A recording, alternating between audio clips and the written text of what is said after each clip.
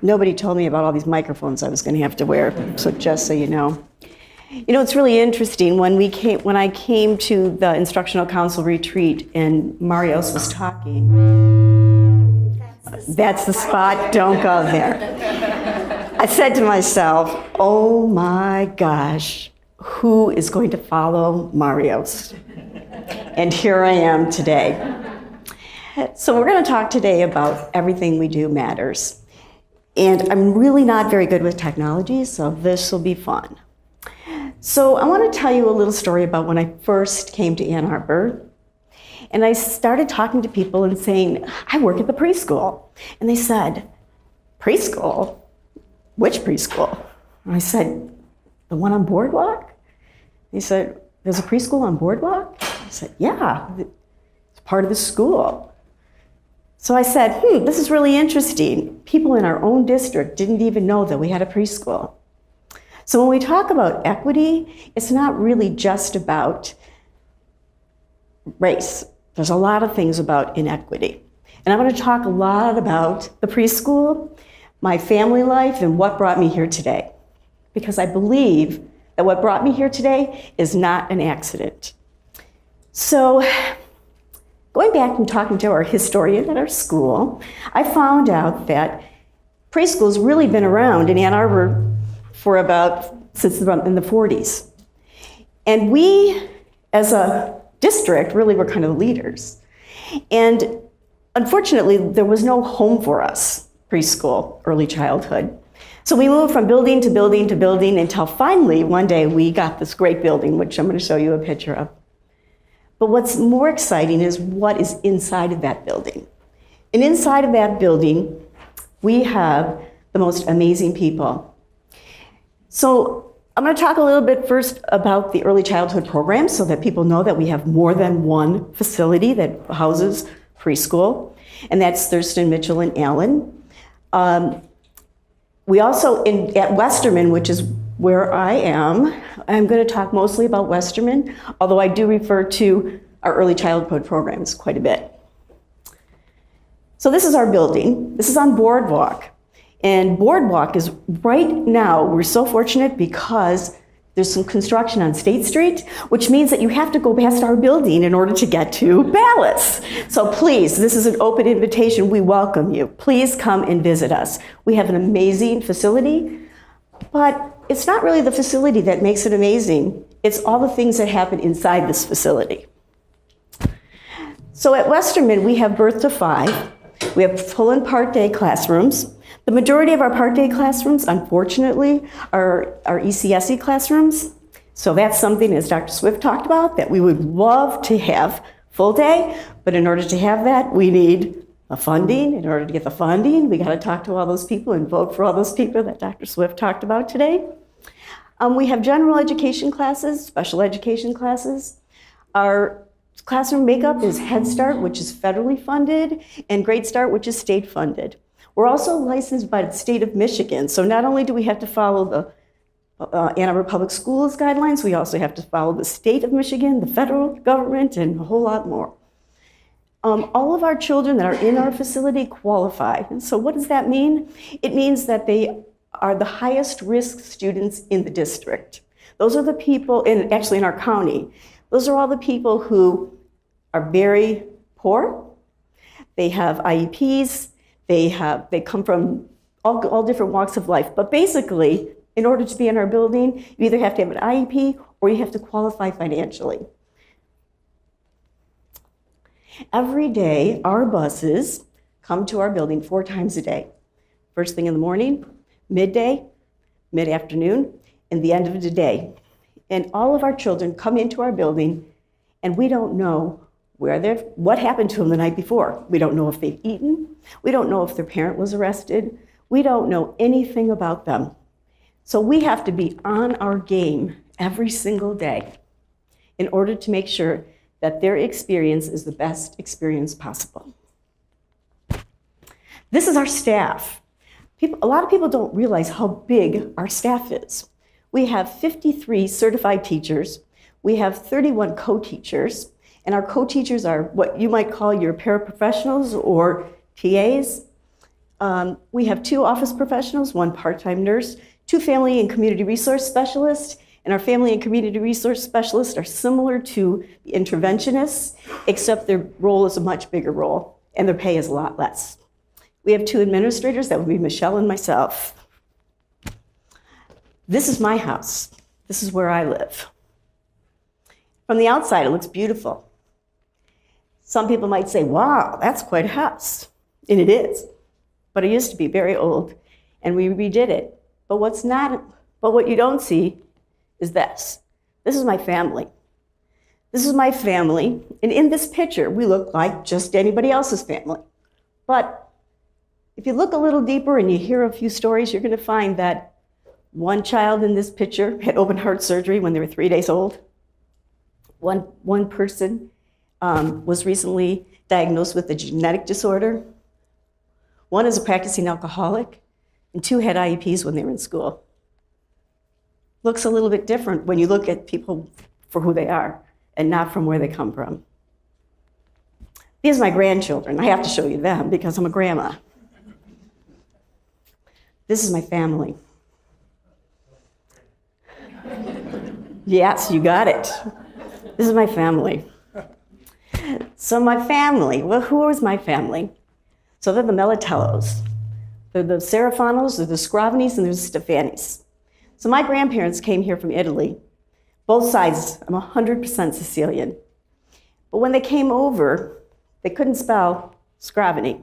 So somebody decided my parents' last name was going to be Serafano. But then my uncle was born, and the doctor came, and he didn't know how to spell Scravini or Serafano, so he decided it was going to be Stefani. So my father's brothers all have last names that are different from each other. Interesting. Interesting, or is it? Think about that. Here you come to another country, and you can't speak English, and somebody decides for you what your last name is. Is that equitable? This are my grandparents. This is my dad's parents. That's my mom and dad. And when they got married, they had like 500 people at the wedding. This is my mom's parents. This is Joanne and Salvatore, because Joanne is my name named after my grandmother, because everybody in my Italian family had to be named Joanne. So there are 12 of us, and there are 12 Joannes. So there's little Joanne, Joanne Mary, there's Big Joanne, there's JoJo, there's all kinds of, but we're all Joannes. And then there's Salvatore. So that could be Sam, that could be Sal, that could be Sammy, that could be Sal J, and there are 13 of them. So there's my mom, and she did not like her mother-in-law. And you know why she didn't like her mother-in-law? She didn't like her mother-in-law because she didn't feel like her mother ever treated people equally, her mother-in-law. So she decided at a very young age, we weren't going to see her anymore. There's my mom and dad. That is her engagement party. So when you look at these pictures, you think, ooh. But my grandparents worked at the Eastern Market, and they were in the produce business. And my dad, he was self-employed. He was a TV repairman. My mom stayed home with the kids because that's what she did, because that's what Italian moms did then. There's Frank and Teresa. Those are my mom and dad. And most of what I'm going to focus on today is what they've taught me. So Frank and Teresa were the kind of people that they would give you anything they had. Now, we didn't have anything, but we didn't know we didn't have anything because no one around us had anything. We lived in a very poor Detroit neighborhood where everybody was the same. We all shared clothes, we all shared shoes, we all shared everything, food, everything. And everyone was not white. So when I went to school, to Ives, I was home. It was great. Everything's wonderful there. Everybody is the same as me. We're all the same. Everybody, my whole neighborhood. It was great. Well, then one day, my dad was at the barber shop, and he was talking to a man. This man said, I have this great deal for you. you can buy this house, because we lived in a duplex that my grandparents owned, and they wanted to sell it, and we lived there for free because we couldn't afford to pay rent anywhere. But this man said, we're going to let you live in this house because nobody wants to live in Detroit anymore. We're all leaving, all these families are leaving Detroit, and I can't sell this house. So I'm going to sell you this house for $122 a month on a land contract and when it's paid off at $12,000, you will own it. And my dad was like, I came home and he goes, Teresa, we can live in this mansion, this one bath, 3-bedroom home, this mansion for only $122 a month. And my mom was like, Frank, we can't even afford to live there. He's like, we're going to figure this out. We're going to live in this house. So, okay, great. So in this house, this is my sisters. These are my siblings with my family. And in this picture, we look like any other Italian family, except 4 of them are cancer survivors, and 1 of them is a recovering alcoholic. But Frank and Teresa had another plan for us. They wanted us to know what life was like in Detroit and what happens when people aren't heard. This is the 1967 riots.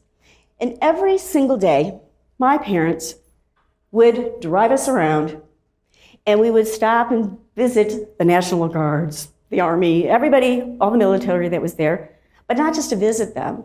We would stop and we would bring them food. And they would say, I'm bringing you this Italian bread, because we used to make our own bread, or homemade pasta, or whatever it was, cookies, whatever it was. And we would bring that to them. But the last thing that my parents would say to them is, we are all people. And when you are out here working tonight, I want you to remember that we are all people and we should all be treated equal. And when we asked our parents, like, why are you taking us and showing us this? And they said, because this is what happens when you do not hear people. I was like, what does that mean? You do not hear people. I'm listening, you're talking. My mom and dad were like, no, you really need to listen to people. And you need to find out their stories and where they are and how they live. Because that is what makes this world what it is. So I was like, what the heck? So I was going through all that and I was like, geez, okay, whatever. So one day, after the riots, we were driving to church, and my dad was driving in his suit, and we were all duded up, getting ready to go to church, and what do you think happens? My dad sees a black man being beaten up by 3 white men. And he pulls the car over, and he gets out of the car, and he says, this is not right. He gets out of the car, and he goes over, and he tries to break up this fight. And while he's trying to break up this fight, he's getting hit. And my mom's in the car, and she's like, that Frank, I got to get out of this car. She gets out, and she starts fighting, and pretty soon, these men run away. But this poor man is laying in the street. My parents picked him up, put him in our car, and took him to the hospital. And we, all 5 girls, sat at the hospital until he was taken care of. And every single day, we would go to the hospital and we would visit him. And while we were visiting him, with food, of course, my dad would talk to him and they became friends. But what was really interesting is when we arrived at the hospital, everybody wanted to attend to my father, not to the man who really needed the attention. And my dad was like, I am fine. This man needs help. So this man became Uncle Eddie. This man became Uncle Eddie. And Uncle Eddie spent many days with us. He lived with us. He stayed with us. He was part of my family. And one day we were having dinner, and Uncle Eddie said to my dad, Frank, why did you stop and risk your life for me? And he said, because it was the right thing to do, and you would have done that for me. He said, I have not walked one day in your shoes, so I don't know what your life is like, but I can do one thing to make your life better, and that's why I stopped. My mother, now she was a little bit different than my dad. My dad was like, everything was like real up front. My mom was not like that. She liked to do a lot of behind the scenes things. So her and her friends, they'd get together and they'd write all these letters to all these people. And she'd sit down and she'd write letters and be like, where's Mom writing all these letters to? And she'd send them all off. And then one day, I went to my bedroom and I was getting ready for school and I was like, it must not be a school day because there's pants out. We can't wear pants to school. When you enjoyed public schools at that time, you had to wear dresses, girls. And I was like, you're wearing these to school. And we're like, what? Yeah, Mrs. Johnson and I got together and we decided, we've been writing letters all this time saying that it's not right that girls cannot wear pants to school. So we're going to send you to school today. We're like, oh man, Mom, you can't do that to us. You know what's going to happen? We're already poor. People are making fun of us. Now I got to go to school in pants. So we go to school. Of course, you know what happens. We get there, we get paddled, my mom gets called, and we get to go home. So the next day, it was just me and Lynn Johnson. It's like, great, me and Lynn Johnson. Next day, 5 girls had pants on. We all got paddled, we all got sent home. And every time my mom would come to the school, she would be yelling at that principal, how dare you treat my daughter that way? And they have the right to wear pants, they are no different. And she would fight with me. I was like, oh man, Mom. Eventually, many girls wore pants, and then pretty soon we know what happens. So it takes just one little thing in life to make a difference. And in looking back today, it's like, Mom, really? But really, I am who I am today because of that. So my message really today is about what we do. Everything we do matters. And I have a video that I'm going to show you now because I think it really fits with our work here at Ann Arbor Public Schools. And then I'm going to end with a very special line from a very special person.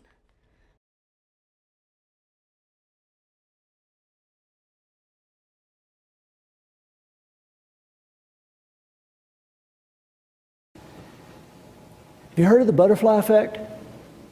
The butterfly effect was a doctoral thesis written in 1963 by Edward Lorenz, and it was presented to the New York Academy of Sciences and laughed out of the place. It's crazy.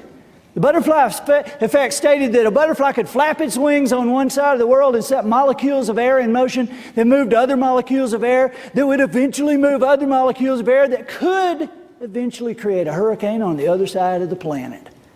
The butterfly effect. It was nuts, but it was interesting.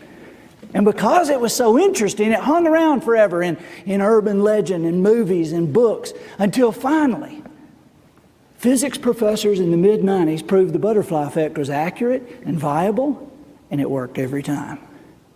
And not just with butterflies either. It worked with any form of moving matter, including people.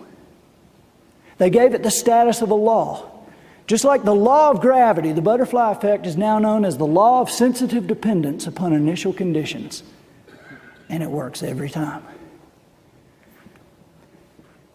See, Chamberlain is a human example of the butterfly effect. One guy who made one move 140 years ago whose effect still ripples through our lives today. And you are no less an example of the butterfly effect than Chamberlain was. Everything you do matters. Every move you make, every action you take matters not just for you or your family or your hometown. Everything you do matters to all of us and forever.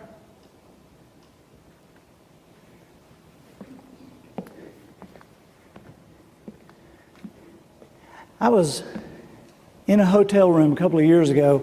This was before Peter Jennings died, and I was ironing the left sleeve of a white shirt and about to go down and talk to a group of people, and the TV was kind of halfway to me, halfway on, and Peter Jennings was doing that Person of the Week thing that ABC News, they still do it, but he was doing the Person of the Week where they highlight somebody and tell about what they... And while I'm kind of halfway paying attention, I hear him say, and so the Person of the Week for, and he gives the date, he said, is Norman Borlaug. And man, when he said Norman Borlaug, I put the iron down, I ran in front of the TV set, my jaw was around my knees. Norman Borlaug, I didn't know the dude was still alive.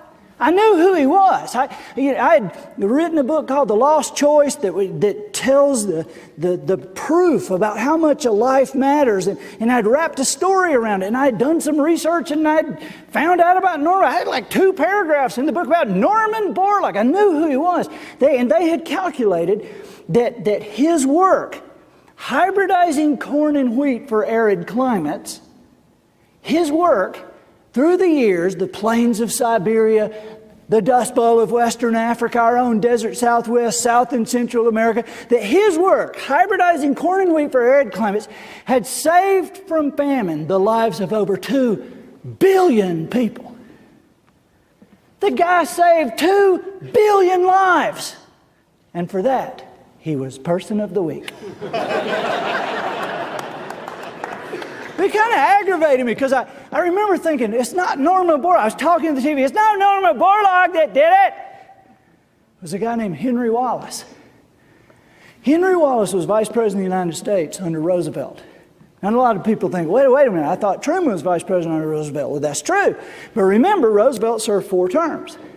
He had 3 different vice presidents. And the middle one was the former Secretary of Agriculture, a man named Henry Wallace, who, while he was Vice President of the United States, used the power of that office to create a station in Mexico whose sole purpose was to hybridize corn and wheat for arid climates. And he hired a young man named Norman Borlaug to run it. And it was Norman Borlaug who won the Nobel Prize, and it was Norman Borlaug who got Person of the Week. But when you think about it, it was Henry Wallace who saved the 2 billion people, wasn't it? Really? Unless maybe it was George Washington Carver. You remember Carver, don't you? The peanut stuff? Here's one thing people don't know about Carver, is when he was 19 years old and a student at Iowa State University, he had a dairy sciences professor who on Saturday and Sunday afternoons would allow his 6-year-old little boy to go on botanical expeditions with this brilliant student. And it was George Washington Carver that took this little 6-year-old boy and pointed his life in a direction. It was George Washington Carver that took this 6-year-old Henry Wallace and put a vision in his life about plants and what they could do for humanity. It's amazing to think about it. Isn't it? George Washington Carver flapping those butterfly wings with the peanut stuff. 266 things he developed from the peanut that we still use today. He flapped his butterfly wings with the sweet potato. 88 things he developed from the sweet potato that we still use today. And while nobody was even looking, he just flapped his butterfly wings a couple of times with a little 6-year-old boy and just happened to save the lives of 2 billion people and counting. So when you think about it, maybe it was Carver that should have been Person of the Week. Unless it would have been the farmer from Diamond, Missouri. A man named Moses had a wife named Susan. They lived in a slave state, but they didn't believe in slavery. Well, this was a problem for these psychopaths like Quantrill's raiders who came through farms and villages at night, destroying and killing. And one January night, Quantrill's raiders came through Moses and Susan's farm, and they burned the barn, and they shot several people, and they drug off a lady named Mary Washington who refused to let go of her infant baby, George. Now, Mary Washington was Susan's best friend. And because of that relationship, Moses sent word out immediately, and a messenger here and a message here, trying to create a meeting with Quantrill's raiders, and 2 days later he had it. And he took a black horse in the evening time, and then went several hours north to a crossroads in Kansas to be there at the appointed time, meeting 4 of Quantrill's raiders who showed up on horseback, carrying torches, with the flour sacks over their heads with the eye holes cut out. And there Moses traded the last horse he had left on his farm for what they threw him in a burlap bag. And as he caught it and they thundered off, he went to the ground, and there in that cold darkness with that white breath billowing out, he pulled out of that burlap sack a cold, naked, almost dead infant baby boy. And he jerked open his jacket and his shirts, and he put that baby in next to his skin. and covered the child up, and he walked that baby out, talking to him, promising him that he would raise him as his own, telling him he would educate him to honor his mother, who they knew was already dead. And that was the night he told that baby he would give him his name. And that is how Moses and Susan Carver came to raise that little baby, George Washington. So when you think about it, maybe it was the farmer from Diamond, Missouri that saved the 2 billion people. Unless. And hey, you guys know we could do this all night. How far back could we go? I mean, really, how far back could we go to show whose move, at what time, at what point in history? How far back could we go to show who it really was who saved the 2 billion people? A number that continues to increase while we sit here. How far back could we go? And how far forward could we go in your life? How far forward could we go to show the lives that you'll touch? I mean, there are generations yet unborn whose very lives will be shaped and shifted by what you do tomorrow, and the next day, and the next, and the next, and the next. Because everything you do matters. Every move you make, every action you take, not just for you, not just for your family, not just for your hometown. Everything you do matters to all of us and forever. I think this little video really talks about our work here in Ann Arbor Public Schools. But I really want to end with this. Since we started with Marios, I'd like to end with Marios. And I believe that he said something like, and I'm not sure I have this exactly right, but he said, you can't change the world if no one knows you. So I encourage all of you to send an email to Jazz and tell her that you want to tell your story, because the only way that everything we do matters is when we all come together and share our stories with each other, because you may not think what you have to offer is that important, but I am guaranteeing that as you search within yourself, you are going to find something that is really important that all of us want to hear. So thank you for listening to me today.